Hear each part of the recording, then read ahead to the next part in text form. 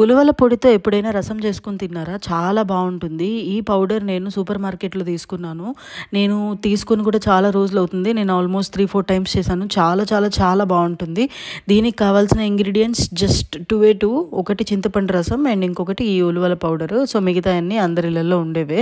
So, first అయితే మనం మంచిగా చింతపండు రసం తీసుకొని అందులో ఉలవల పౌడర్ జస్ట్ ఒక 2 టేబుల్ స్పూన్స్ వేసేసుకొని బాగా లమ్స్ లేకుండా కలుపుకున్న తర్వాత అందులో మనం కట్ చేసుకున్న ఉల్లిపాయలు, పచ్చిమిరకాయలు అండ్ కరివేపాకు వేసేసుకొని బాగా కలిపేసుకొని తర్వాత కొంచెం వాటర్ వేసేసుకొని పొయ్యి మీద పెట్టుకోవడమే. దీనికి మెయిన్ ఇంపార్టెంట్ ఏంటంటే దీనికి వేసుకునే తాలింపు అనమాట. చక్కగా నెయ్యిలో తాలింపు వేసేసుకొని తాలింపు గింజలు అన్నీ వేసేసుకొని కరివేపాకు వేసేసుకొని ఇందులో కలుపుకొని తింటే ఉంది చూడండి ఎంత బాగుందో. కాకపోతే ఒకటే గుర్తుపెట్టుకోండి, ఇది కొంచెం చిక్కగా అవ్వాలి అండ్ లాస్ట్లో దించబోయేటప్పుడు కొంచెం బెల్లం వేయాలి. ఏదైనా ఫ్రై కాంబినేషన్లో తింటే చాలా చాలా చాలా బాగుంటుంది.